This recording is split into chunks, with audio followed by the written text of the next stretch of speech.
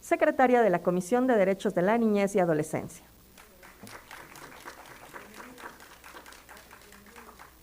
Ignacio Socias, director de Comunicación y Relaciones Institucionales de la Federación Internacional para el Desarrollo Familiar. Bienvenido. El maestro Juan Antonio López Baljarc, director del Instituto de Análisis de Política Familiar. La doctora Patricia Ganem Alarcón, presidenta de la Comisión de Educación de Coparmex. Y la maestra Adriana Angélica Ángeles Quesada, presidenta del DIF municipal de Tizayuca, Hidalgo, en representación de la Red Nacional de DIFs Municipales. Bienvenidos. Destacamos la presencia de los diputados Sayonara Vargas Rodríguez y Alan Castellanos Ramírez. Bienvenidos. Para dirigir el mensaje de bienvenida tiene la palabra la diputada Ana Lilia Herrera Ansaldo. Por favor, diputada.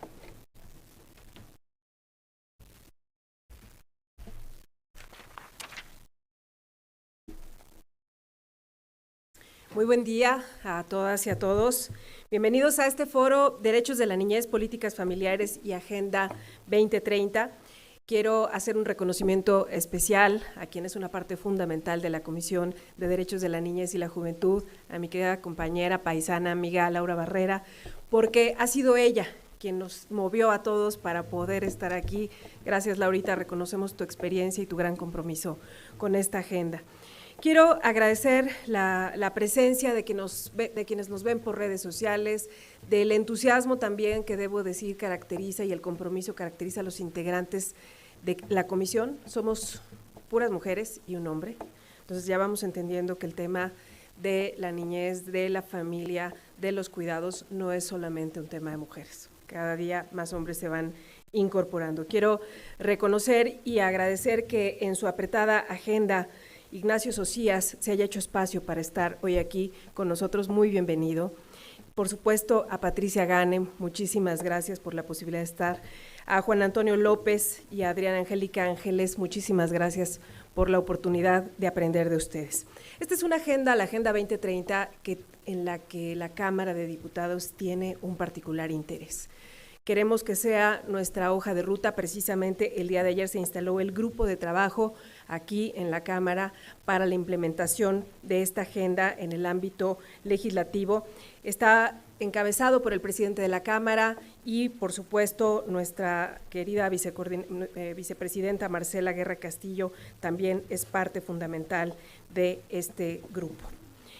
En la Comisión de Derechos de la Niñez y la Adolescencia estamos comprometidos a legislar para poner fin a la pobreza infantil, que la infancia y la adolescencia tengan mayores posibilidades para alcanzar un mejor futuro laboral, académico y social.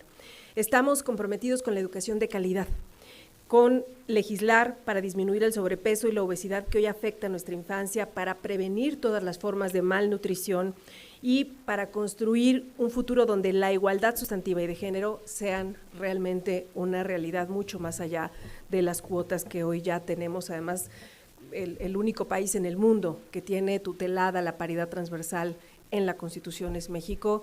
Sin embargo, pues tenemos muchísimo que avanzar porque la presencia no siempre significa congruencia con esta agenda. Sabemos que la familia es el núcleo fundamental para la niñez, para la adolescencia, y este foro se vuelve vital para poder entender que las autoridades sí tienen la obligación de diseñar políticas públicas orientadas a la familia y a privilegiar este desarrollo familiar que realmente proteja y fortalezca a la infancia. Yo les quiero decir que estamos aquí con un gran interés. Hoy México ha tenido retrocesos muy graves en materia de políticas públicas y en materia de presupuestos. Venimos de la discusión de un presupuesto de egresos para el próximo año, donde hay recortes a la leche liconza, cuando sabemos los efectos irreversibles que causa la desnutrición, en nuestros menores. Venimos de estos 4 años donde prácticamente ya desaparecieron las estancias infantiles, desaparecieron las escuelas de tiempo completo y donde mucha de esta tarea de cuidados pues se ha recargado doblemente, particularmente en las mujeres. Y yo quiero finalmente tener una reflexión. Hace muchos años, hace más de 20 años, tuve la oportunidad de ser secretaria técnica del Consejo de Población en mi estado. Y en ese entonces, un dato que ya nos llamaba la atención, dos datos nos llamaban profundamente la atención, es que es la fecundidad adolescente, que lamentablemente en tiempos de pandemia ha tenido un crecimiento mucho más grave, y los hogares jefaturados por mujeres. En aquel entonces yo me acuerdo perfecto, uno de cada 4 hogares estaba jefaturado por una mujer. Hoy prácticamente 1 de cada 3 hogares en este país está jefaturado por una mujer, con el doble reto que eso implica. Entonces yo vengo con mucha atención porque sí tenemos que resolver el presente, las emergencias que tenemos en el presente, pero sobre todo pues para aprender de ustedes y para que todos podamos legislar, presupuestar, si me permiten el verbo, hacia el futuro, porque tenemos una sociedad que lejos de ir resolviendo sus problemas, pues cada día los está teniendo más complejos.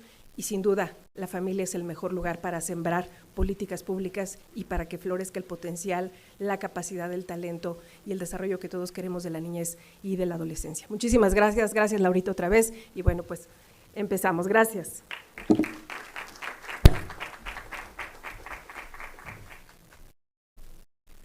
Muchas gracias, diputada Herrera. Nuestro primer conferencista será el maestro Juan Antonio López Baljar, pero antes de dejarle en el uso de la palabra, me permitiré dar lectura a su semblanza. Juan Antonio López Baljar es maestro de Gobierno y Políticas Públicas por la Universidad Panamericana, con especialidad en Gobierno de Instituciones por la Universidad Complutense de Madrid, y licenciado en Comunicación por la Universidad Anáhuac. Es director general del Instituto de Análisis de Política Familiar, desde donde ha impulsado leyes y políticas familiares para el Gobierno federal, el Senado de la República, la Cámara de Diputados, 6 gobiernos estatales, 12 congresos locales y más de 30 municipios y alcaldías. Es miembro del Comité de Ética de TV Azteca, asesor consejero en asuntos políticos y sociales en el Consejo de la Comunicación, en la Unión Nacional de Padres de Familia y en Educación con Rumbo. En 2021 fue reconocido por la revista Campaigns and Elections como uno de los 50 jóvenes que tiene el país en sus manos. Ha participado como representante de la sociedad civil y del Gobierno de México en la Organización de las Naciones Unidas y en la Organización de los Estados Americanos. Es conferenciante, columnista y docente en temas de gobierno, sociedad civil y familia. Para presentar la conferencia Perspectiva Familiar en México, queda en el uso de la palabra el maestro López Baljar. Por favor.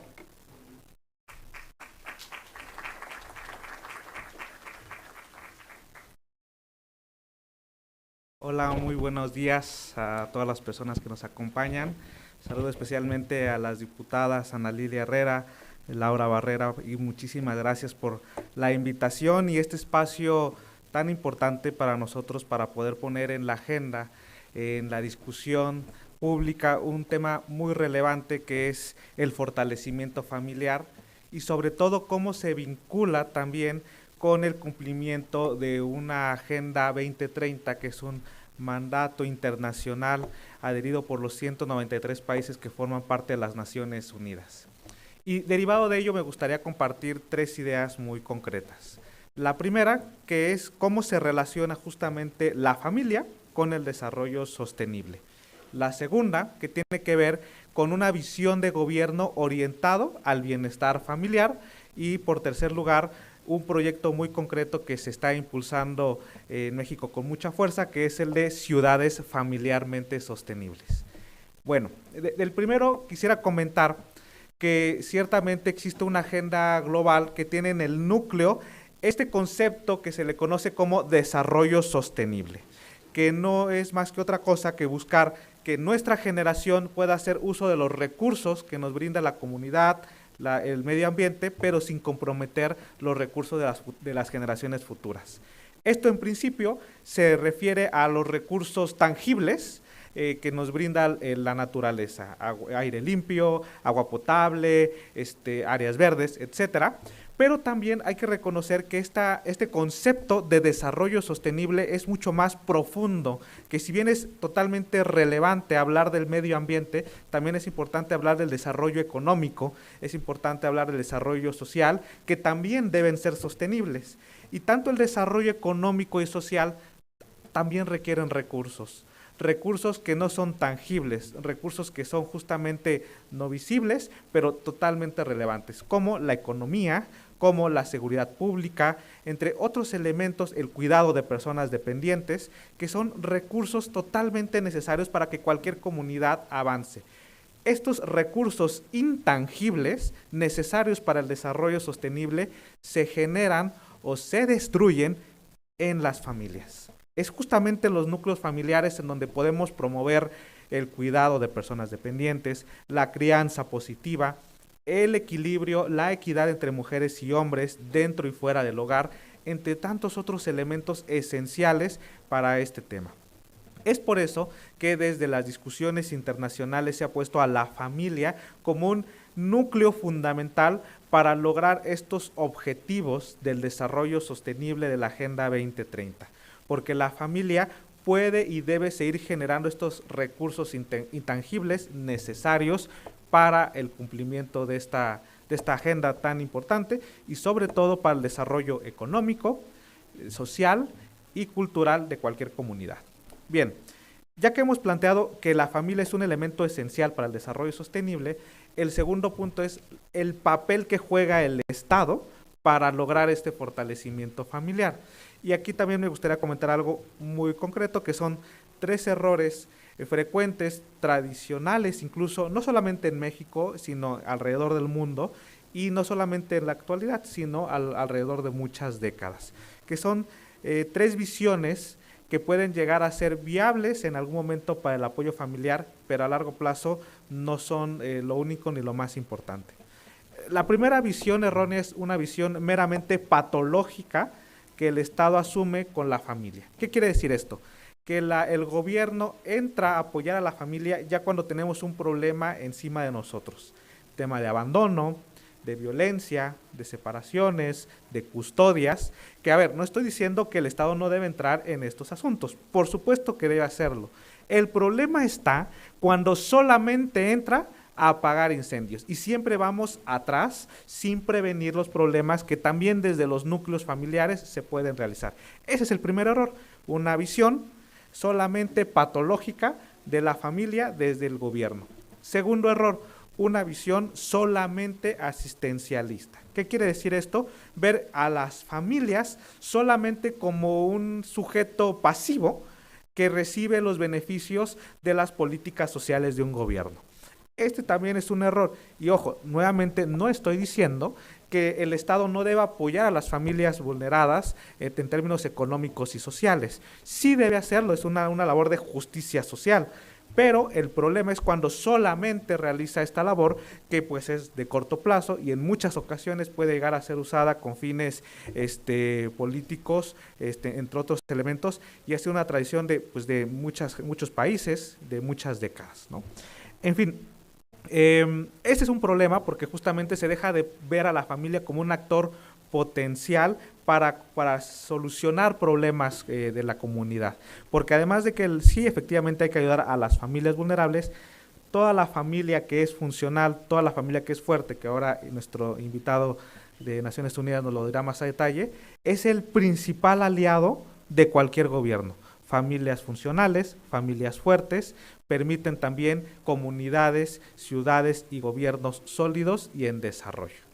Y por lo tanto se busca que además de atender temas patológicos, además de atender temas asistenciales, se promueva una visión sostenible de la familia, una visión desde que la familia puede apoyar a estos problemas sociales. A esto se le ha acuñado el término en México y en otros países como perspectiva familiar. Seguramente hemos en Cámara de Diputados y en muchos espacios escuchado el término de perspectiva como un criterio transversal de la política pública. Perspectiva de género o de equidad entre mujeres y hombres, perspectiva de infancia, de juventud, de derechos humanos.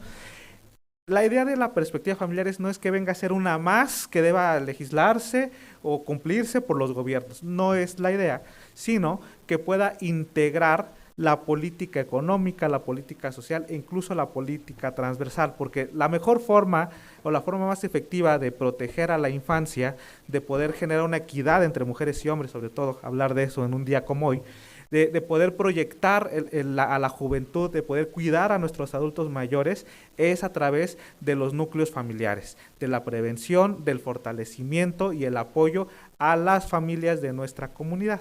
Por eso justamente la perspectiva familiar sí es un criterio transversal, pero sobre todo integral de la política de un estado, de un gobierno, de un municipio. Y voy a la tercera y última idea de esta participación, que es cómo poder buscar justo sí que la familia sea un agente del desarrollo sostenible y que el Estado pueda superar la visión patológica y asistencial y tenga una visión sostenible de la familia. Pues bueno, se ha buscado poder generar una metodología muy práctica que se le ha denominado ciudades familiarmente sostenibles, que implica que el núcleo básico de la sociedad, que es la familia, sea atendido primariamente por la célula básica del sistema de gobierno, que es el municipio, que es el órgano más cercano a las familias. ¿Y qué es lo que se busca? No ahondaré mucho ahora, pero hacer un diagnóstico, un programa transversal, capacitar al servicio público y hacer corresponsable a la sociedad civil, cámaras empresariales y en general a toda la sociedad que pueda participar. Y de esta manera aspirar a que desde los municipios se dé un cambio de enfoque, no crear nuevos programas, no crear nuevas políticas e incluso no generar una reingeniería de 180 grados de la administración municipal, sino que lo que ya va a realizar el gobierno lo pueda orientar a la familia. Y voy a poner, y con esto cerraría, un ejemplo del cómo puede llegar a ser una política de buenas intenciones, afectar a la familia y por lo tanto venir en retroceso de una comunidad. Nos hemos encontrado, no voy a hablar de un lugar, sino de varios, que se han buscado implementar políticas económicas de inversión extranjera y privada para diferentes rangos de la economía, turismo, industria, comercio, y se busca que haya mayor inversión, por lo tanto mayor empleo en ciertas zonas estratégicas del país. ¿Para qué? Pues para que las personas tengan una mejor calidad de vida, mejor ingreso. Sin embargo, una política económica que no tiene una perspectiva familiar, y nos hemos encontrado muchos casos, puede llegar a venir en detrimento, porque sí, genera mayor derrama económica, sí, más empleos, pero quizá los sueldos de esos empleos no estén orientados a las necesidades de las familias. Quizá la movilidad de padres y madres que trabajan no es la adecuada y tienen que generar grandes trayectos para llegar al trabajo. Quizá también las jornadas laborales no están orientadas a una conciliación del trabajo y la familia.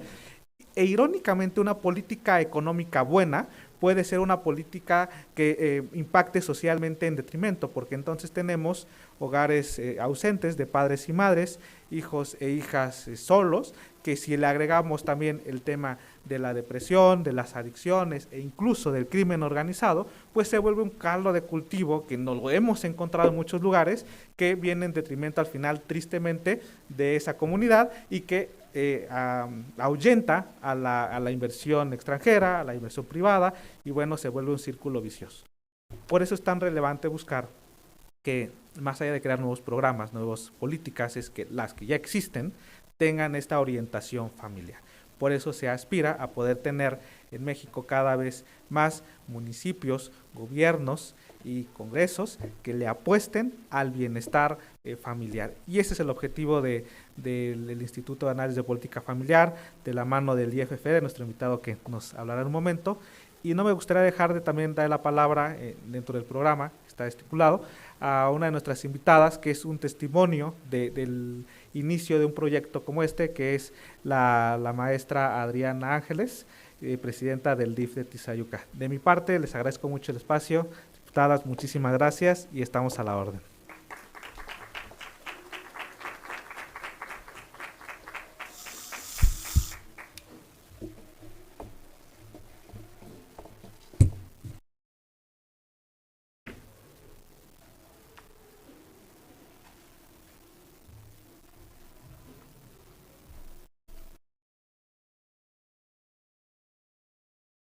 Muy buenos días, muchas gracias por la invitación. Primero que nada, saludo a la diputada Ana Lilia Herrera, presidenta de la comisión, y también a todos los asistentes, tanto quienes están aquí como quienes nos ven a través de sus pantallas. Agradezco también la invitación en lo particular de la Red Nacional de los DIF municipales, como lo comenta Juan Antonio. Justamente es un proyecto que hemos venido conformando en las últimas semanas, los últimos meses ya. Y bueno, ya abonando un poco al tema que nos ocupa el día de hoy en este foro, comenzaré poniendo en contexto la Declaración de Venecia, en donde el 16 de noviembre del 2018, algunos gobiernos locales, metropolitanos y regionales, así como representantes de gobiernos nacionales, agencias de la ONU y bancos de desarrollo, se reunieron en Venecia para identificar y debatir las soluciones existentes para enfrentar el desafío de cómo financiar la implementación de los ODS, Objetivos de Desarrollo Sostenible a nivel local. En aquella reunión se abordaron 4 cuestiones fundamentales. En primer lugar, la presentación de algunas estrategias nacionales para financiar la implementación de los ODS a nivel local. En segundo lugar, cómo los gobiernos locales están haciendo realidad en los hechos esta agenda, así como la medición del impacto a nivel local. Y finalmente, la alineación presupuestaria y los indicadores de seguimiento. Y por último, cómo fortalecer las economías locales para finalmente conformar la Agenda 2030. Esto es importante resaltarlo porque en relación a la Red Nacional de DIF municipales que hemos venido conformando, justamente el 5 de noviembre, en este mes, el DIF de Tizayuca, representado por quien tiene uso de la voz, maestra Adriana Ángeles Quesada, asistimos al segundo encuentro político de la Red Nacional de DIF municipales en la ciudad de Querétaro. En dicho evento firmamos como sistemas municipales DIF esta Declaración de Venecia y con ello nos comprometimos con la ciudadanía de nuestros diferentes municipios, en los casos particulares, a cumplir con la agenda que dicha declaración tiene y contempla, de los cuales voy a resaltar algunos puntos relevantes. Una muy importante, generar una política pública de calidad e inclusiva, que justamente la diputada lo mencionaba hace un momento. Nosotros también refrendamos ese compromiso en el marco de esta Declaración de Venecia, que promueva un aprendizaje mediante el mejoramiento de instalaciones destinadas para tal fin, con ubicación de espacios educativos en sitios cercanos a residencias de los grupos vulnerables o cerca de los lugares de trabajo de los padres, así como realizar prácticas integradoras para los jóvenes de nuestros municipios. Es importante mencionar que los organismos de asistencia social, como son los DIF, tienen un papel fundamental en estos esfuerzos. Este esfuerzo fue iniciado por la Federación Internacional para el Desarrollo de la Familia, que hoy hay un representante que nos va a platicar un poco más seguramente, pero se realizó para poder permitir el fortalecimiento de las familias como una institución y como agentes de desarrollo cruciales para generar ambientes adecuados que faciliten el progreso de nuestro país. Además, con esta incorporación se pretende promover hábitos y estilos de vida saludables, especialmente aquellos a prevenir desórdenes mentales, que aquí me voy a detener un poco. En el contexto de la pandemia de COVID-19 se ha resaltado la importancia de atender este tema y creo que todos los sectores en este punto nos debemos de sumar, más aún los gobiernos locales. También a satisfacer la alimentación de las personas de la tercera edad y grupos vulnerables, otorgándoles el primer alimento en situaciones determinadas, pero también, por supuesto, no olvidar la parte de la malnutrición por sobrepeso y obesidad, que hace un momento ya lo comentaban. Así como reincorporar a la vida social, cultural y laboral nuevamente en el contexto de COVID, resaltando esta importancia.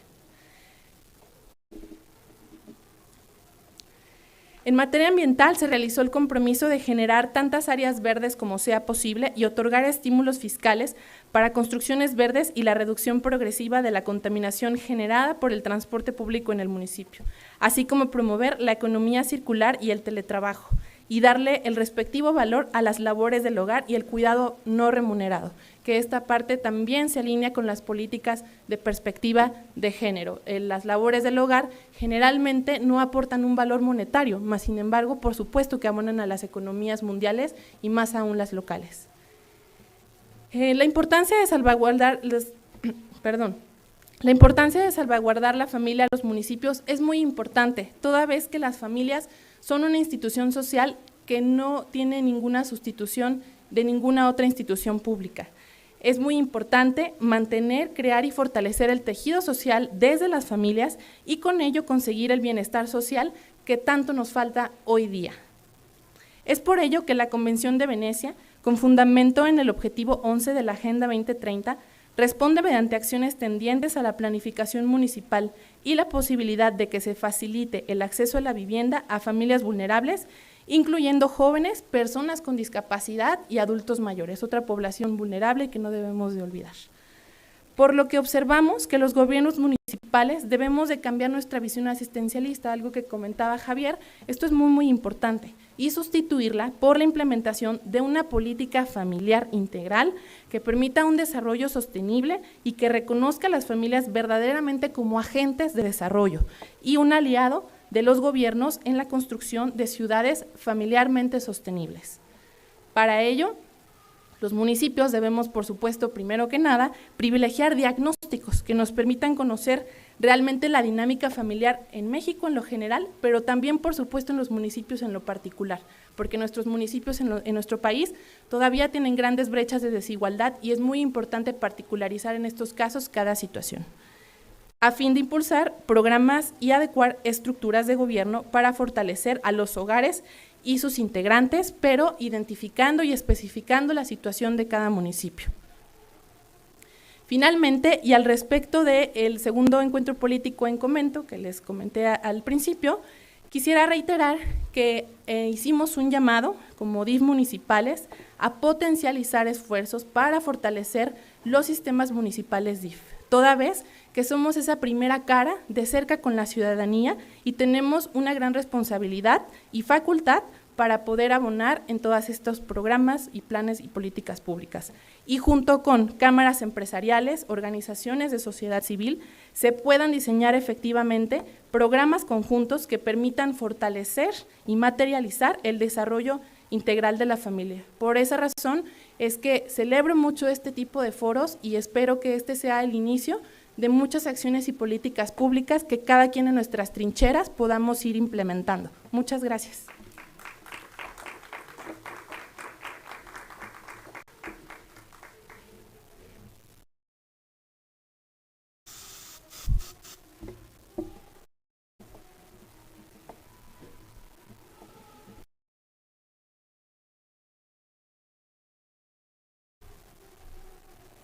Muchas gracias, maestra Ángeles Quesada. La siguiente conferencia, titulada La ciudadanía se forma con un abrazo en la infancia, estará a cargo de la doctora Patricia Ganem Alarcón, quien es profesora de primaria por la Normal Francés Pasteur, licenciada en Pedagogía por la Normal Superior FEP, diplomada en Filosofía por la Universidad Panamericana, maestra en Pedagogía Terapéutica Superior por la Universidad Pontificia, en comillas, Madrid, España, maestra en Investigación y Desarrollo de la Educación por la Universidad Iberoamericana y doctora en Media, Diagnóstico y Evaluación de la Intervención Educativa por la Universidad Anáhuac. Ha coordinado libros como Escuelas que Matan, Cómo ayudar al niño a resolver problemas, Mujer, esposa, madre y profesionista, y la evaluación de la práctica docente en la educación superior. Es coordinadora y autora de la serie Formación y Práctica Pedagógica en Noriega Editores. En la Secretaría de Educación Pública se desempeñó como secretaria técnica del Consejo Nacional de Participación Social en la Educación y como directora general para la interlocución con los docentes. También es fundadora y directora general de Grupo LOGA, Servicios de Capacitación y Asesoría Pedagógica, fundadora y consejera de la Organización de la Sociedad Civil, Suma por la Educación, miembro de la Red de Mujeres por la Educación, integrante del Consejo Ciudadano de la Comisión para la Mejora Continua de la Educación, forma también parte del equipo de Educación con Rumbo y actualmente es presidenta de la Comisión de Educación de Coparmex, Ciudad de México. Por favor, doctora Ganem.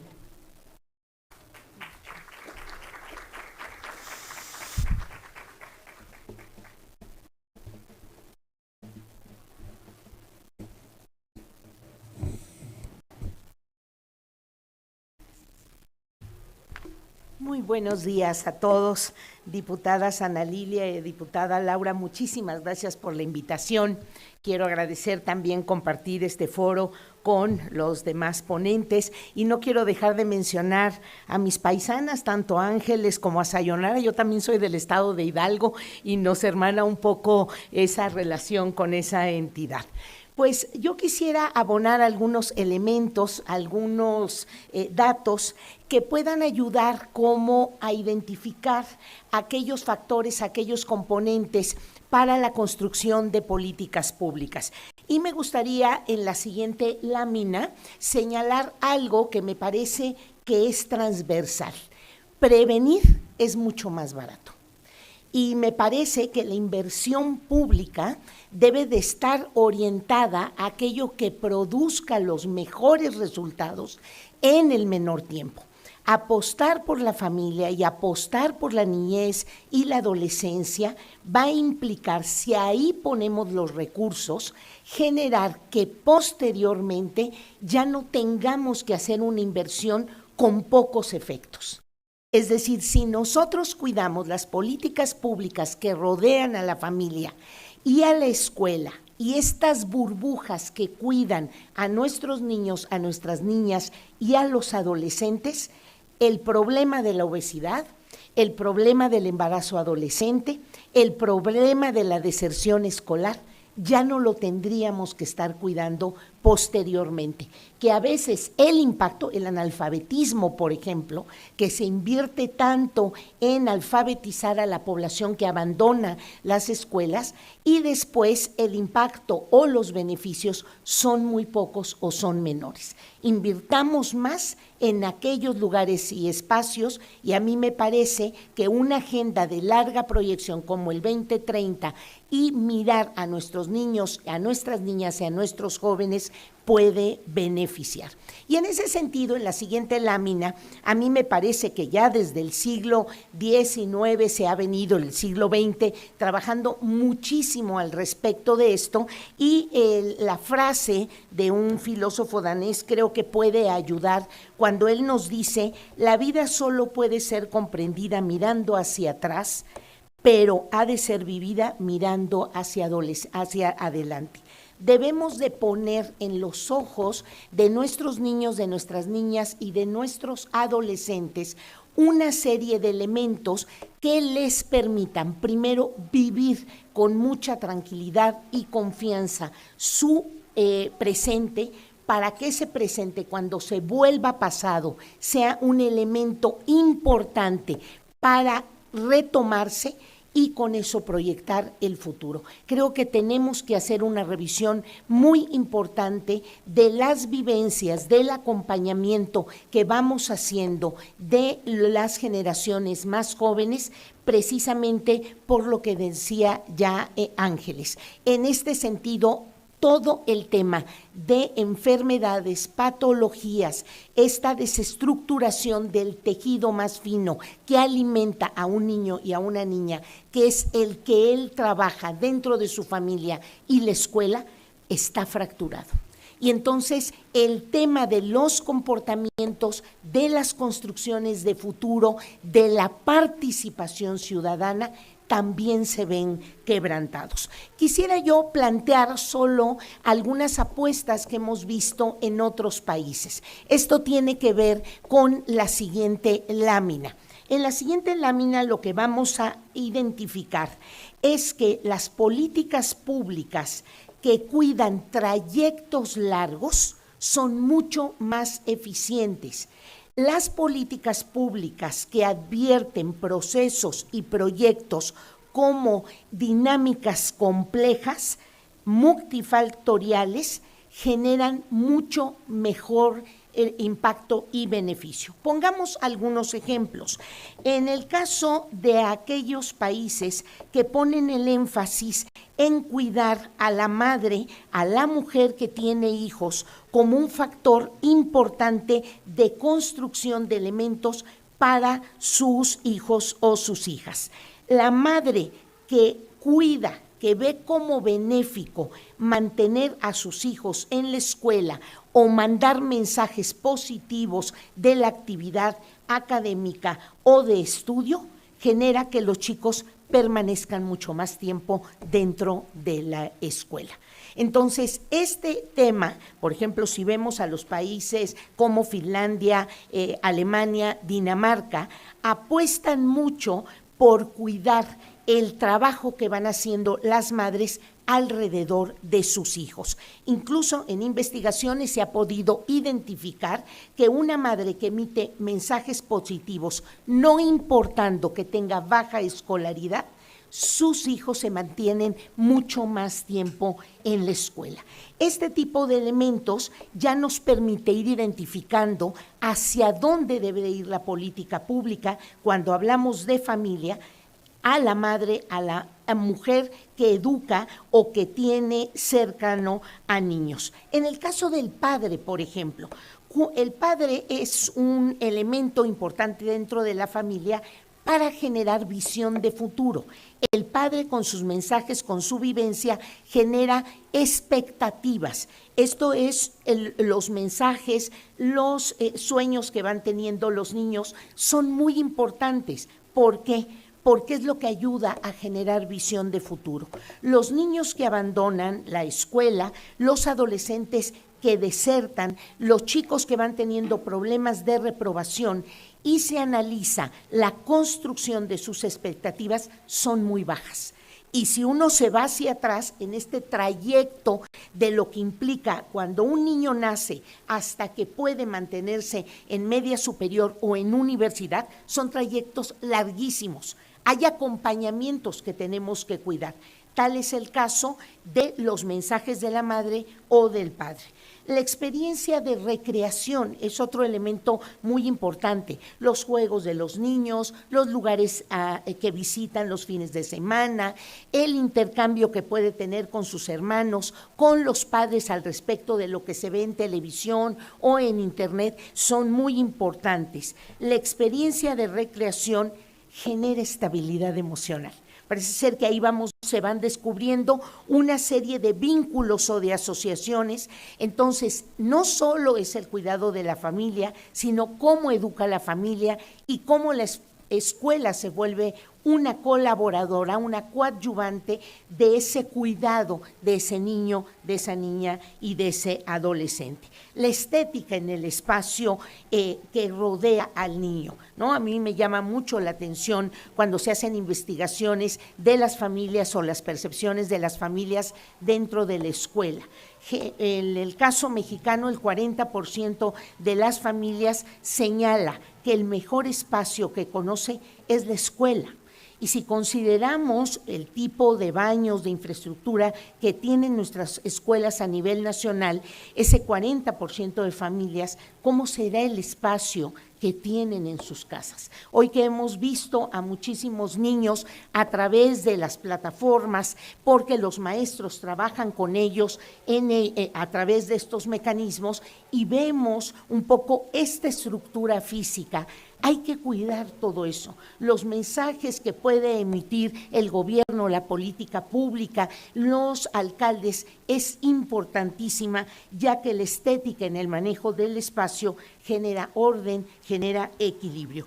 Un niño que está rodeado, como se señala aquí en el 5º apartado, de un lenguaje fluido, de provocaciones cognitivas de buen nivel, de permisos para pensar, esto debemos de cuidarlo fuertemente en la familia y en la escuela, porque esto genera reflexión y mantiene la curiosidad. Los maestros nos informan a veces de esta falta de permisos que tienen los niños como para dialogar, como para incorporar nuevo vocabulario, porque ya desde casa vienen con una serie de privaciones. Y vuelvo a insistir, si invertimos un poco en todos estos elementos y en la siguiente lámina lo volvemos a ver, prevenir nos cuesta más barato y la inversión se hace de larga inspiración.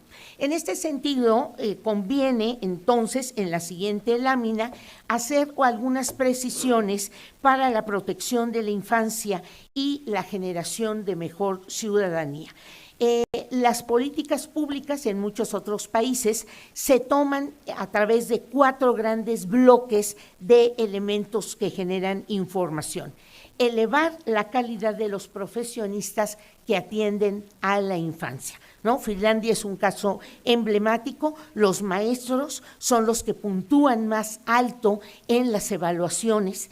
Para llegar a ser maestro en ese país se tiene que recorrer un gran trayecto y son profesionistas que ganan lo equivalente a un médico en aquel país. El salario, el cuidado de los maestros es importante, ya que consideran que si hay fracturas a nivel familiar, puede haber una posibilidad de reestructurar, de reacomodar, de mejorar si hay alguna experiencia débil dentro de la familia.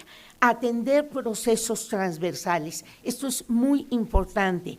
El cuidado que un niño debe de tener, se le debe de procurar, no solo debe de pasar desde el nacimiento hasta el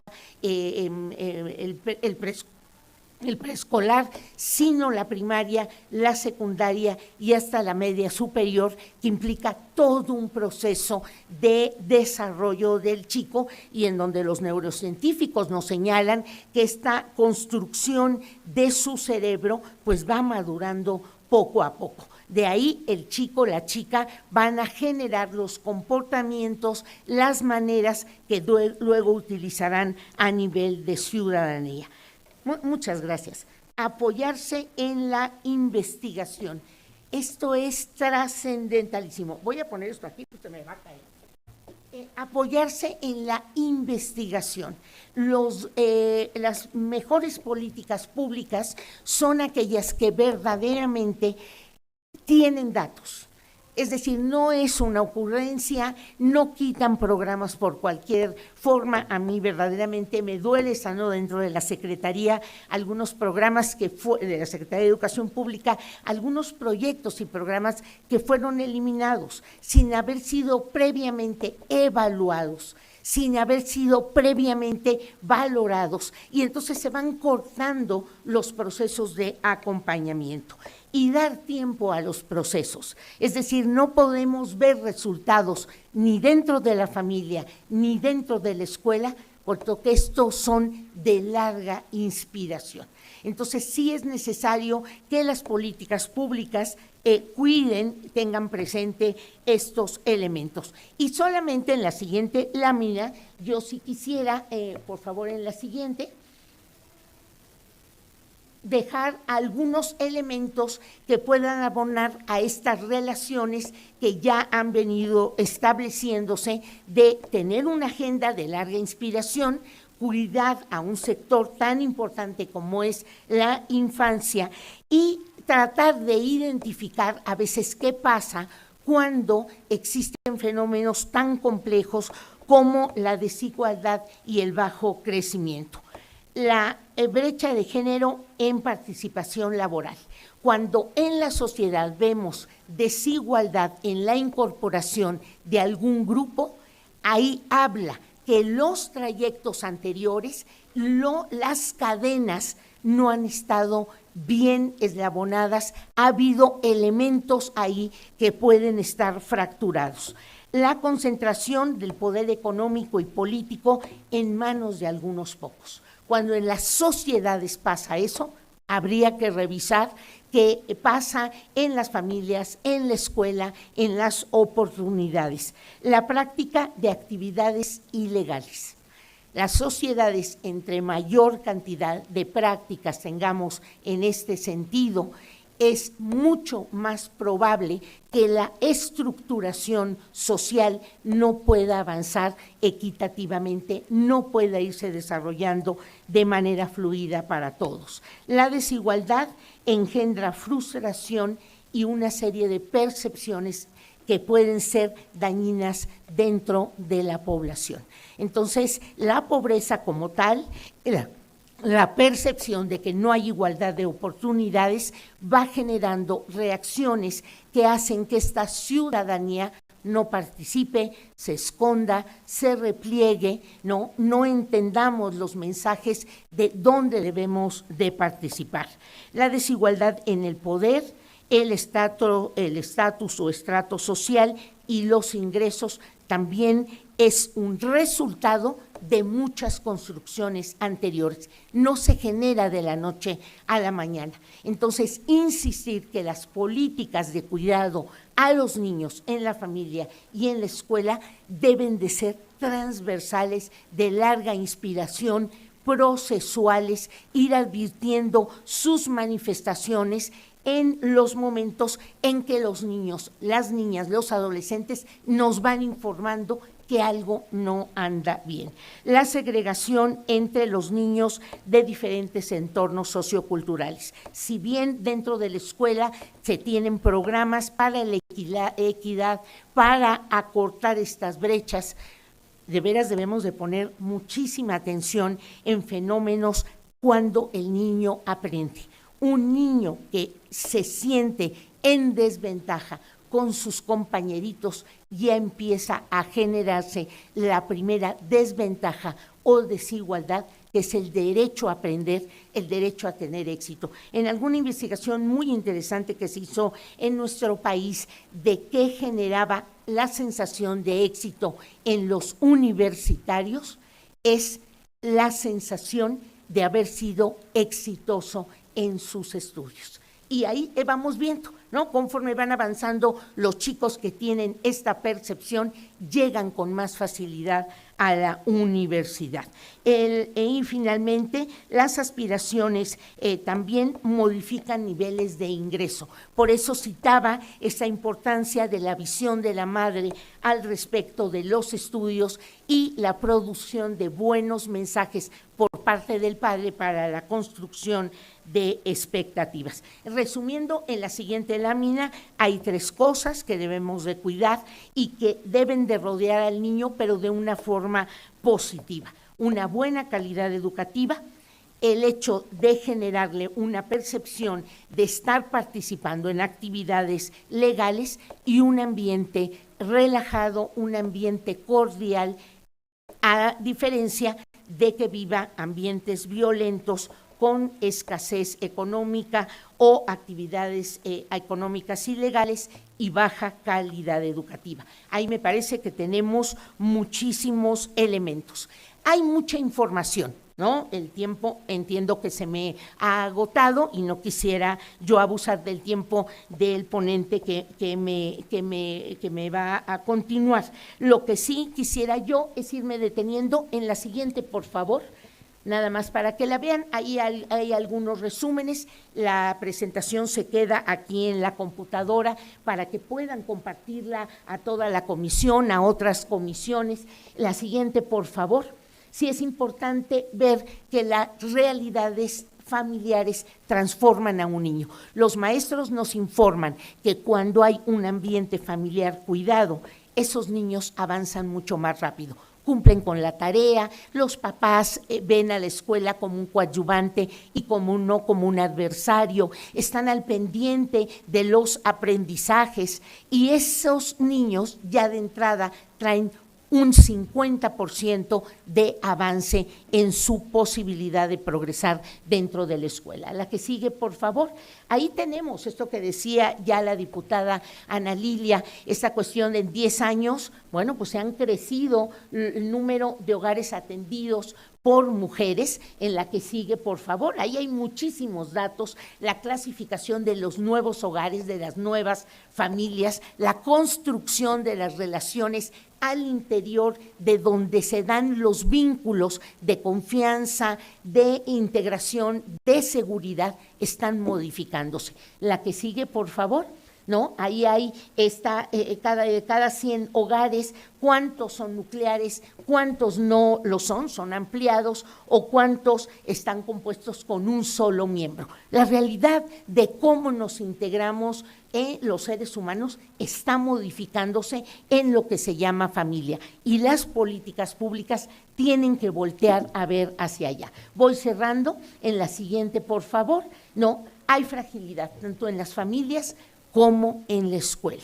Ahí son dos núcleos de protección muy importantes. Si la familia tiene problemas, la segunda red de contención es la familia. Hay 6 elementos, en la siguiente lámina lo vamos a ver, que nos ha enseñado la pandemia, donde debemos de dirigir esfuerzos y recursos. La siguiente, relación familia-escuela, es una. La importancia de los padres en la educación de sus hijos. Son los primeros educadores. Podemos hacer poco en la escuela cuando desde familia se traen mensajes no adecuados. La formación de la autonomía dentro de la escuela. No vamos a conseguir buena ciudadanía si seguimos con modelos autoritarios, modelos de pocos permisos para pensar dentro de la escuela. Importancia de las habilidades socioemocionales, ya lo citaban anteriormente, tenemos que cuidar muchísimo eso. Los currículums del mundo se están transformando para que los niños se motiven, sean exitosos, tengan la vivencia de crecimiento y de capacidad de poder, no de no poder. La reprobación tendríamos que revisar qué la está generando. El aprendizaje del alumno no se detiene nunca. Escuché a Lupita Suani, una investigadora guanajuatense, que decía que no sigamos diciendo que los niños no han aprendido. Han aprendido cosas no previsibles. Los aprendizajes esperados están en un currículum. Lo que los niños aprenden, y es a lo que deberíamos de poner mucha más atención, son los aprendizajes inesperados. Si escucháramos al niño, pudiéramos saber qué necesita. Y por supuesto el valor de la tecnología, conectividad, necesario internet para que los niños puedan estar en contacto con sus maestros. No sabemos qué se nos viene, pero si nos volvemos a confinar, vamos a necesitar seguir acompañando a nuestros niños. Y quisiera terminar, por favor, con la siguiente lámina, ¿no? Ahí viene un poco todo el recorrido de la familia hacia la ciudadanía. La familia y la escuela son campos profundamente formativos, son los espacios para eliminar la desigualdad. Un niño que sabe convivir bien en la escuela aprende a concebir al otro como igual, ¿sí? Una escuela donde se premia al que lo sabe hacer bien todo, le generamos un mal al que sabe bien hacer todo, y luego ya no sabe ni a qué se tiene que dedicar, y a los otros los dejamos rezagados. La escuela y la familia para construir un futuro y, por supuesto, para el tema de la formación ciudadana. Ahí aprendemos a convivir, ahí aprendemos a trabajar con nuestros iguales. Y la frase con la que quiero terminar en la siguiente lámina, por favor, me gusta mucho. Ella es la heredera de la Escuela Californiana de Guilford, fue discípula de ella, trabajaron muchísimo sobre habilidades del pensamiento, y ella dice que hacer a un niño un daño emocional es también hacerle un daño a su cognición, porque el niño pierde una confianza básica que es la capacidad de pensar.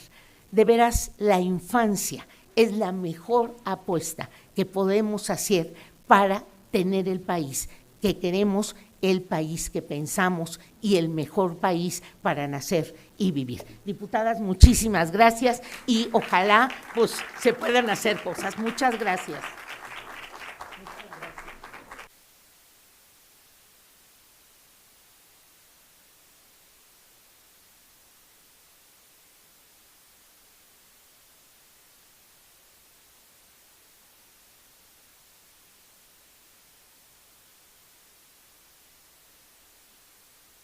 Muchas gracias, doctora Ganem. Continuaremos con nuestro conferencista magistral, el señor Ignacio Socias, quien es director de Comunicación y Relaciones Internacionales de la Federación Internacional para el Desarrollo de la Familia, organización compuesta por más de 240 centros de orientación familiar que trabajan actualmente en 71 países de los 5 continentes, beneficiando así a más de 90,000 personas año con año. Internacionalmente participa como observador en las reuniones del Comité Ejecutivo de UNICEF y ONU Mujeres. organizador de distintos encuentros de expertos de Naciones Unidas. Es también miembro del Consejo Editorial de la revista Familia y Cultura y fue director del 18º Congreso Internacional de la Familia. Ha promovido el proyecto mundial, los ODS y las familias, y el proyecto global Ciudades Inclusivas para Familias Sostenibles. Representó a la Federación Internacional para el Desarrollo Familiar en el proyecto de la Comisión Europea Families and Societies, la mayor investigación que se ha llevado a cabo en Europa sobre la familia. Es abogado, periodista y también profesor. Obtuvo el Premio Internacional Noé, otorgado por la Asociación Nacional de Familias Numerosas de Hungría. Para presentar la conferencia magistral Derechos de la Niñez, Políticas Familiares y Agenda 2030, queda en el uso de la voz Ignacio Socias. Por favor.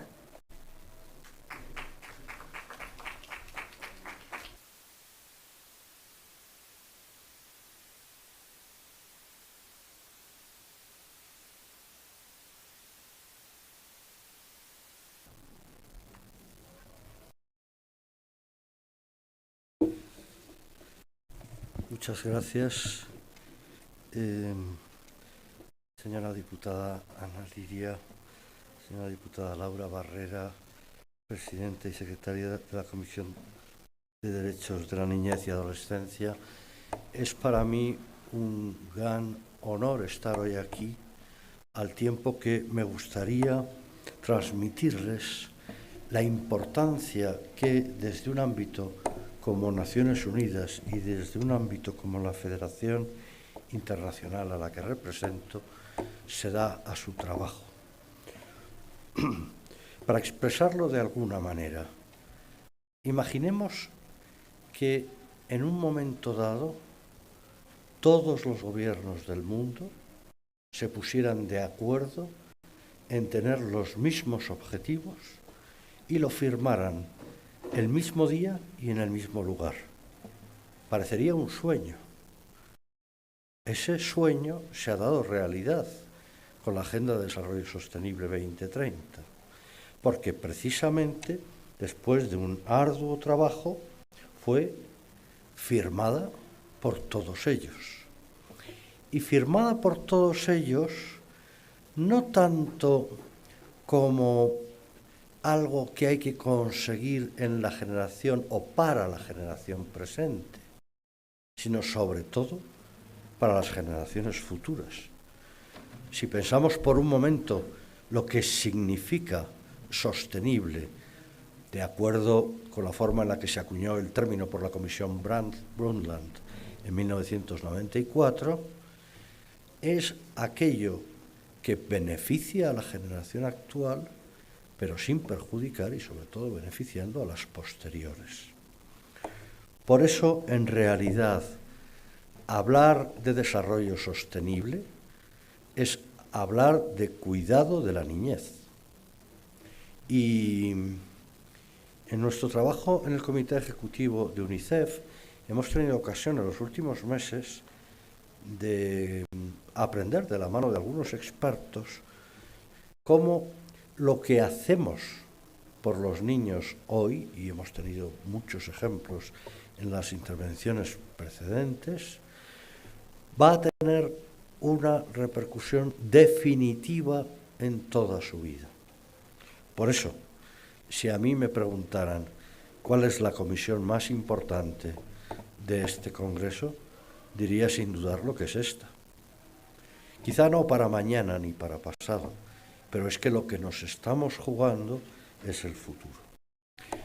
Por eso pienso que toda la Agenda de Desarrollo Sostenible hay que verla a la luz de esta necesidad de cuidar la niñez y la adolescencia, pero sobre todo la niñez, y especialmente esos famosos 1000 primeros días en los que la mente, el alma, la cognición, las emociones, los sentimientos de un niño quedan para siempre fijados.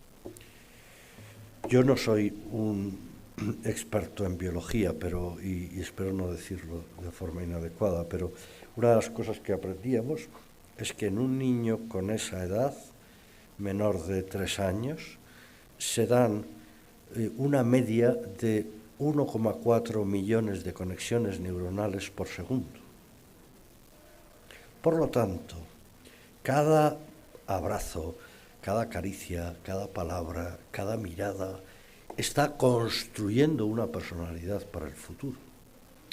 Y tenemos que conseguir que los padres y las familias entiendan eso, porque en realidad son ellos los que tienen que hacer la mayor parte del esfuerzo. Qué injusto me parece que es cuando la legislación no reconoce el tiempo, el esfuerzo y el dinero que los padres tienen que emplear en la educación de sus hijos. Por eso podríamos ir recorriendo, no lo voy a hacer ahora porque sería demasiado largo, los objetivos primeros: la pobreza y el hambre, la salud, la educación, la igualdad, y nos daremos cuenta de cómo todos ellos tienen mucho que ver con el modo en que una sociedad trata a los niños. Yo, que viajo mucho, tengo un criterio que probablemente no sea muy científico, pero a mí me sirve. Cuando voy en un autobús o en un tranvía o en un metro y veo que se sube un grupo de niños, normalmente de una clase de un colegio, que van a una excursión o a una visita, basta con ver cómo reaccionan el resto de los usuarios para darse cuenta de si han realmente entendido esta importancia. Desde luego no es así cuando, por ejemplo, en Alemania ha habido muchos problemas para encontrar en una ciudad la ubicación de una guardería nueva, porque los vecinos no querían ser molestados por el ruido de los niños, por ejemplo. Esto sería un ejemplo contrario, ¿no? Entonces, claro, cuando llegamos, y es lo que me voy a centrar ahora, al objetivo número 11, lograr que las ciudades y los asentamientos humanos sean inclusivos, seguros, resilientes y sostenibles, ese es el objetivo, estamos hablando de una función auxiliar. No son las ciudades las que tienen que conseguir que los niños crezcan adecuadamente, pero una función muy importante, porque las familias necesitan que los poderes públicos les diseñen e implementen el entorno adecuado. Por eso saben que toda la agenda se resume en no dejar a nadie atrás. Bueno, pues este no dejar a nadie atrás, y es el último acento que querría poner, es sobre todo no dejar atrás a las familias, porque dejar atrás a las familias supondría dejar atrás a los niños. Siguiente. Verdaderamente, cuando se ha intentado llegar a todos, se ha hecho en Naciones Unidas después de la Segunda Guerra Mundial, en los primeros años, poniendo como foco las minorías, porque entonces verdaderamente lo necesitaban. La inmensa ventaja que tiene la perspectiva familiar que la Declaración de Venecia propone es que si se focaliza el esfuerzo en la familia, se está llegando a todos sus miembros. Se está llegando a los niños, pero se está llegando a los padres, se está llegando a los abuelos, a los tíos, a los demás miembros de la familia, a las minorías, a los discapacitados, a cualquier tipo de persona. Por eso querría decir también que me parece que el modo adecuado en el que una comisión de niñez y adolescencia tiene que alcanzar sus fines es a través de una perspectiva familiar, asegurando que todos los miembros de la familia cumplen con su función social y con su función también dentro de la familia. En este proyecto lo que hemos propuesto es una alianza mundial de municipios que, como quizás sepan, ya son, en el corto periodo que ha pasado desde esa reunión en Venecia de la que nos hablaba en 2018, ya son 125 en todo el mundo y 24 en México. ¿Qué pretendemos? Pretendemos trasladar exactamente esta idea, por encima de cualquier planteamiento ideológico, confesional. Creo que ha llegado el momento de dejar de perder tiempo en discusiones que perjudican a nuestros hijos y centrarnos en ayudarles de verdad.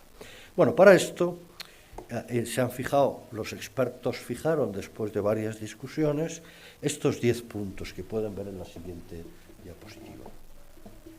Entonces, y cada uno de ellos, como yo creo que todos entendemos, y yo voy a resumir brevemente, tiene mucho que ver con lo que Naciones Unidas viene repitiendo en una resolución de la Asamblea General Anual sobre Familia los últimos 8 años. Y que viene a decir, los niños, para alcanzar el pleno desarrollo de su madurez, necesitan crecer en un ambiente adecuado, y ese ambiente adecuado es el que les proporciona una familia fuerte. Pienso que hay que tener en cuenta también que cuando hablamos de familias fuertes, en realidad estamos hablando de compromiso, no de otra cosa. Porque muchas veces parece que una familia tiene que ser una entidad casi emocional. Y evidentemente las emociones y los sentimientos cumplen un papel muy importante. Pero no solo, porque la familia tiene esa responsabilidad de sacar adelante a unos hijos a través de un esfuerzo comprometido y, por lo tanto, constante en el tiempo. Cuando hoy en día hemos convertido en casi todas las legislaciones el matrimonio en el contrato más débil que existe, porque se puede romper unilateralmente, sin causa, sin plazo. Yo no voy a entrar ahora en si eso es mejor o es peor. Lo que sí que me interesa mucho decir es que los niños necesitan unos padres que se comprometan. Y como cualquier empresa, eso necesita un diseño, pero luego un desarrollo. Y ninguno de nosotros hemos llegado aquí sin que durante muchos años, los que sean, no sé si son 15, 16 o 18, los padres y la familia o el entorno que teníamos nos hayan ayudado a salir adelante. Siguiente diapositiva, por favor. Lo primero que nos parecía muy importante es que se asegure una vivienda adecuada, porque la vivienda hace hogar, es la plasmación física de esos vínculos que existen en la familia, es el lugar común. Y además, que esas viviendas sean de alguna manera flexibles, adaptables a las necesidades que la familia va teniendo en los distintos momentos de su desarrollo. Esto es un gran desafío para, por ejemplo, los equipos de arquitectos de los ayuntamientos que aprueban las propuestas de obras, porque a veces puede parecer que les gusta más mostrar su protagonismo con diseños más o menos avanzados o atrevidos, pero que no sean todo lo funcionales que deben ser. Siguiente diapositiva, por favor. Ya han salido antes las nuevas tecnologías. Y yo querría decir que el acceso a las nuevas tecnologías es fundamental. Y hemos visto ahora durante la pandemia cómo los niños que no tenían esa posibilidad han perdido mucho. Pero no nos vayamos a casos irregulares, vayámonos a las circunstancias diarias. En el país del que yo procedo, no donde vivo, pero del que procedo, España, se está discutiendo mucho ahora sobre el derecho de los mayores, y me voy al otro grupo etario, a estar desconectados, porque si no, resulta que para hacer las gestiones con el banco o para hacer las gestiones con la seguridad social necesitan una app del móvil y no les resulta fácil. Bueno, pues yo personalmente pienso que deben hacer un esfuerzo, porque es mucho lo que se gana. Pero si los mayores deben hacer un esfuerzo, con cuánta más razón los niños. Y tenemos que dejar de quejarnos, me parece, y también salía antes esa idea de alguna manera, de que los niños utilicen mal las nuevas tecnologías y darles la verdadera oportunidad de que las utilicen bien y de que descubran todo lo que pueden conseguir con ellas. Y hablando también de solidaridad intergeneracional, en algunos de los firmantes de la Declaración de Venecia se han creado programas para que los más jóvenes vayan, por ejemplo, a hogares de la tercera edad a enseñar las nuevas tecnologías a estas personas que tienen más dificultad. Bueno, educación tiene mucho que ver con el objetivo cuarto también y sería todo un tema para tratar con... Pero yo solamente voy a decir un punto para no alargarme. De nada nos sirve que haya una educación pública universal si no es de calidad. Si los centros educativos no están en buenas condiciones, si a los profesores no se les paga lo necesario y por lo tanto a veces hasta se tienen que ausentar. Hay países de esta zona donde el absentismo profesional de los profesores es bastante grande, sobre todo en la enseñanza primaria, que es la más importante.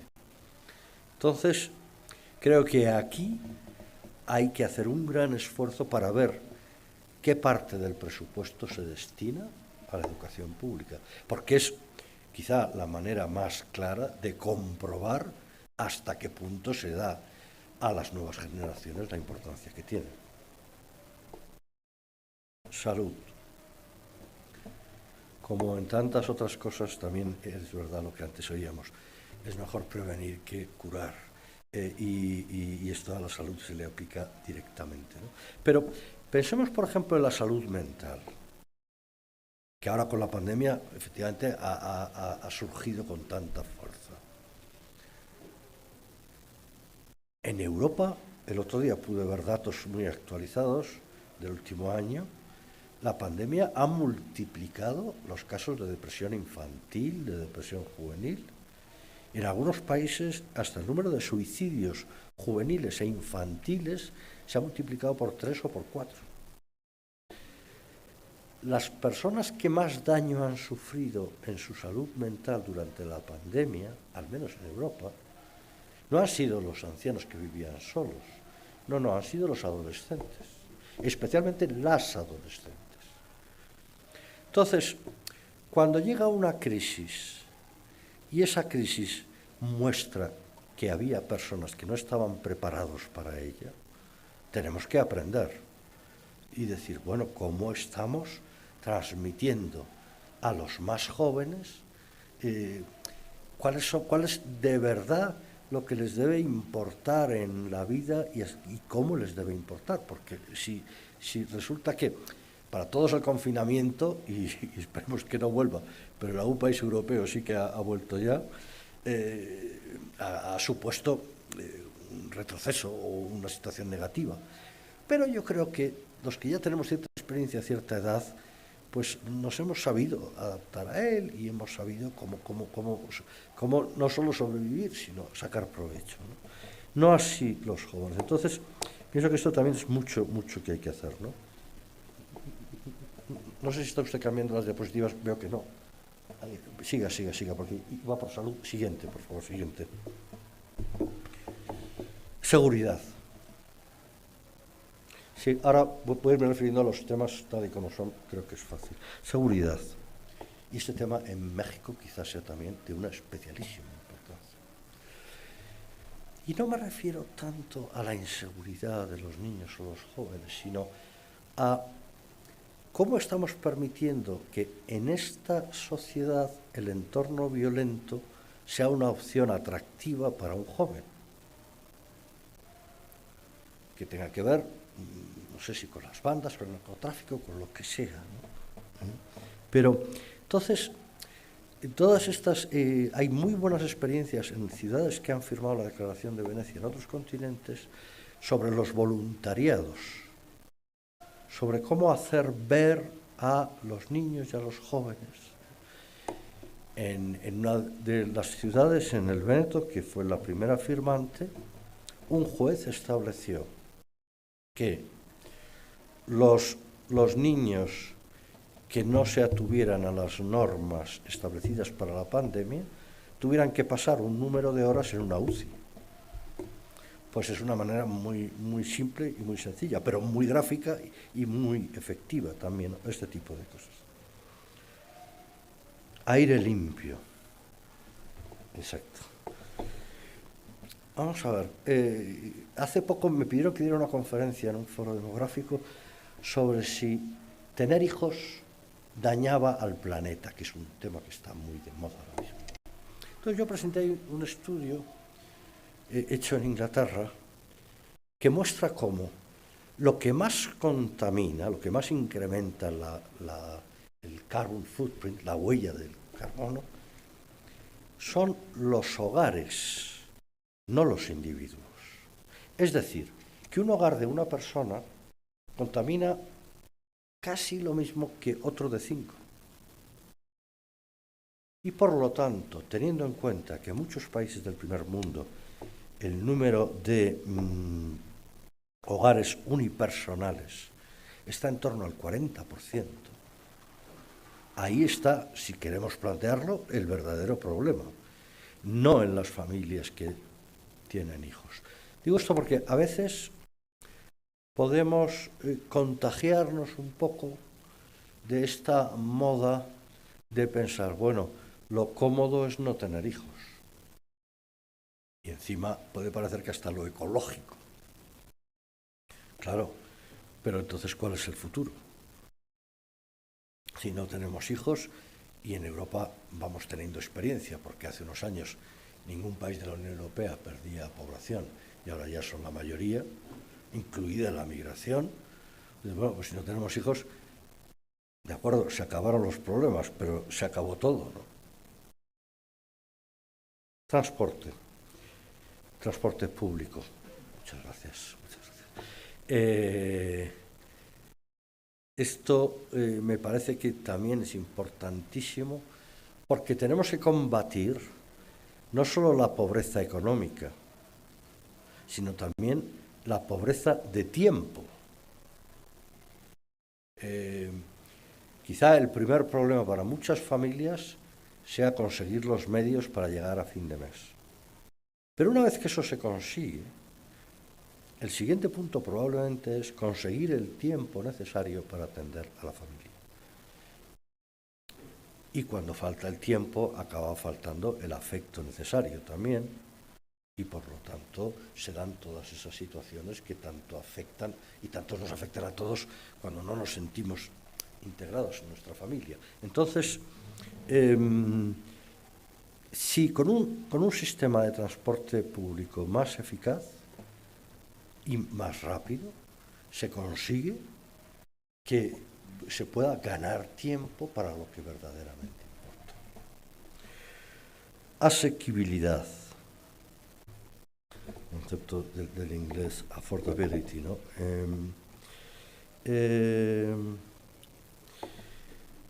Tenemos que conseguir también que los niños aprendan a integrar a todas las generaciones y todas las situaciones.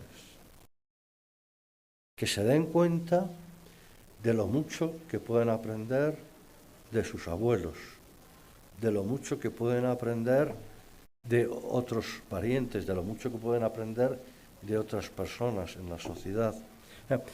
De alguna manera, esto que está sucediendo hoy en día, sobre todo en el primer mundo, que es el desencanto de los jóvenes, porque piensan que se les habían prometido unas expectativas, y esto es el sistema educativo el que me parece que lo hace, que luego no se acaban de cumplir, y entonces se sienten frustrados y piensan que la sociedad tiene la culpa de lo que pasa. Esto es algo que tenemos que romper, porque si no está siendo el origen de muchas situaciones de desintegración social y por lo tanto de muchos problemas para el futuro. El ocio también es muy importante, y el ocio familiar. Entonces, hay que dar a las familias lugares en los que puedan compartir su ocio. No hace falta que sean Disney World ni grandes parques, pero que tengan sitios, probablemente jardines, parques, lugares que puedan visitar, lugares donde puedan convivir con otras familias. Todo esto creo que son cosas que los municipios pueden facilitar mucho a las familias. Y por último, cuando se da una situación de vulnerabilidad, primero, tratar de no considerarla nunca como estable, porque la vulnerabilidad debería ser una situación momentánea, más o menos larga, pero momentánea. Y esto tiene mucho que ver con una tentación que me parece que a veces los poderes públicos tienen, que es tapar necesidades con subsidios. Porque los subsidios son, como decimos en España, pan para hoy y hambre para mañana. Resuelven el problema coyuntural y está bien, pero hay que pensar también en el futuro. Y para eso muchas veces hay que ayudar a las familias a aprender, más que a gastar, a invertir y a rendir cuentas, a ser responsables. Lógicamente siempre hay tipos de familias que necesitan atenciones especiales. Yo estos días he dicho varias veces que las políticas públicas son como los medicamentos. No todo el mundo necesita el mismo medicamento, ni siquiera aunque tenga la misma enfermedad, ni en la misma dosis, ni con la misma regularidad. Entonces, no sé, hay que pensar las familias monoparentales, las familias numerosas, las familias migrantes, que sea dentro del mismo país, qué tipo de necesidades tienen. Y para esto, es la última idea que me gustaría dar, es muy importante que se establezca cada vez que se produce una norma legislativa el modo de evaluación periódico.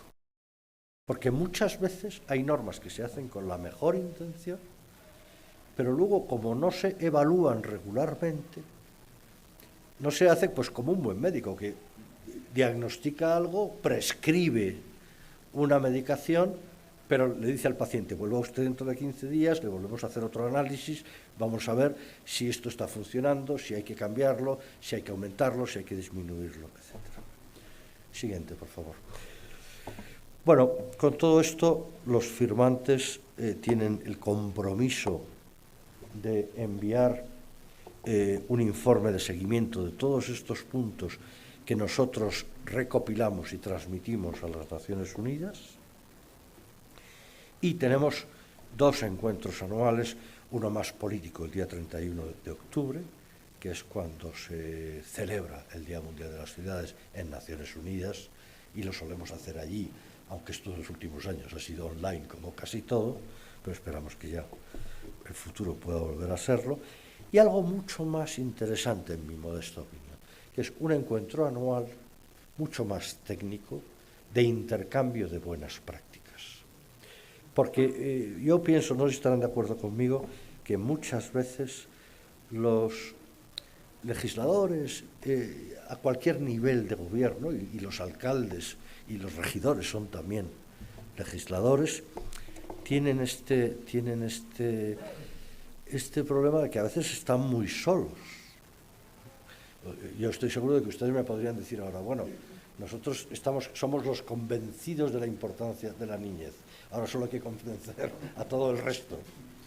Claro, y esto... Entonces, a veces yo diría, incluso el intercambio de buenas prácticas, de experiencias entre legisladores de distintos países, aprovechando el Foro de Naciones Unidas o aprovechando cualquier otro foro, me parece que puede ser muy importante, porque en realidad los niños del mundo son muy parecidos todos y todos tienen las mismas necesidades y todos tienen los mismos derechos que están recogidos en una convención, y por lo tanto puede ser muy bueno que quienes tienen que velar de alguna manera porque todo eso se cumpla, conozcan lo que se está haciendo en otras partes del mundo para poder mejorarlo. En ese sentido, yo estaré siempre a su disposición para ayudarles en lo que pueda. Muchas gracias.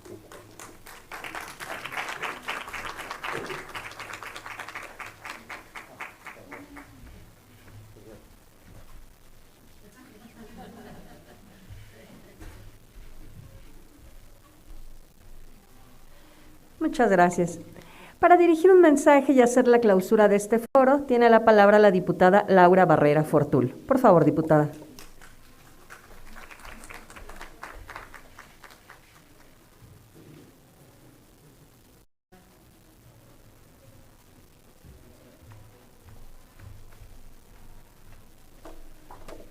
Muchas gracias, muy buenas tardes.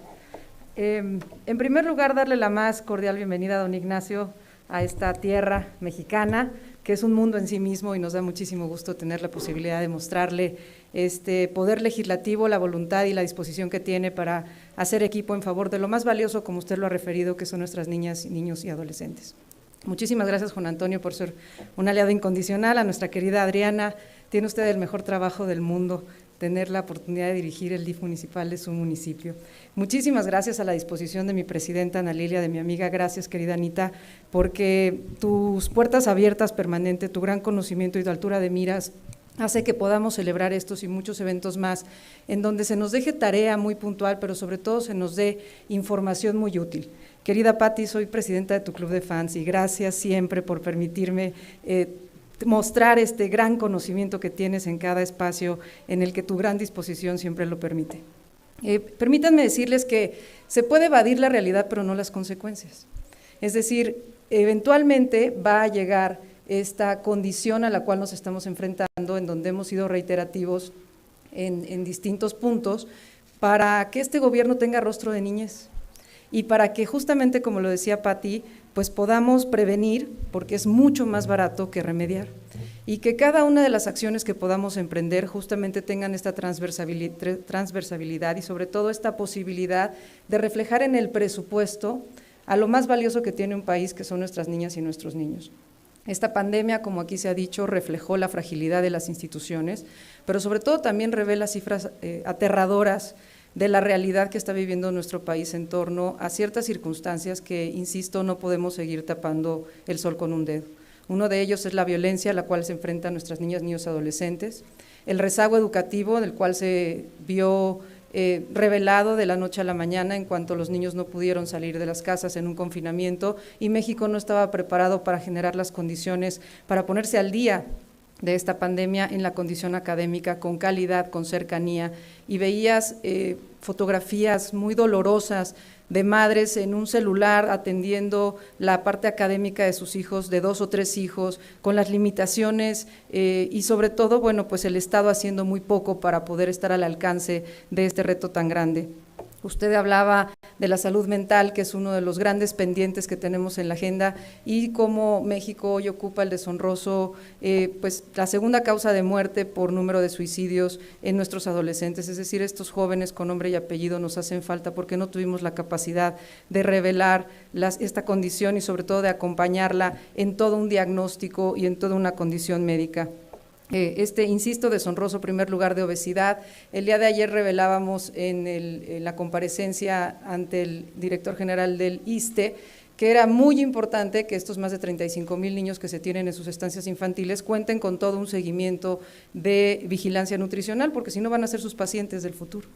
Y no va a haber medicamento ni sistema de salud que aguante y que genere las condiciones si seguimos los niños pues teniendo una condición de alimentación tan compleja como la que se presenta en este país. El primer productor y consumidor de pornografía infantil, a mí se me pone la piel chinita simplemente de decirlo.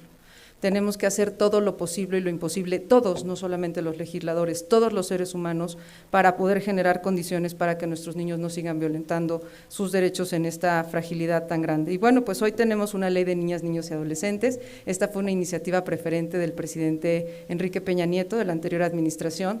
Una iniciativa preferente es aquella que se da justamente como prioridad y bueno, pues esta ley tenga sentido y no sea letra muerta, que esta ley tenga justamente las herramientas necesarias para que los presupuestos acompañen estas políticas públicas en protección de la niñez.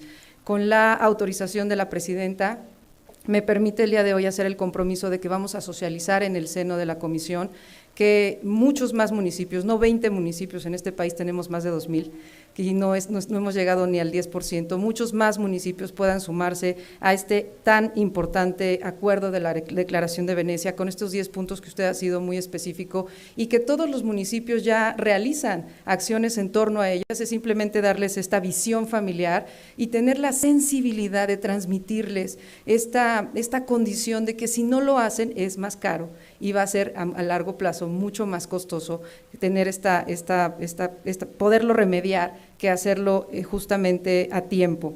Y por último, agradecerles, damos por clausurado este muy importante foro. Gracias, muy estimadas amigas y amigos diputados, muchas gracias por su presencia. Y permítanme concluir con una frase que para mí hace todo el sentido, sumado a las frases del día de hoy, que es un proverbio que dice que el niño que no sea abrazado por su tribu, cuando sea adulto quemará su aldea para sentir su calor. Estamos a tiempo todavía de hacer lo posible y lo imposible por nuestra niñez mexicana. Muchísimas gracias por su presencia el día de hoy.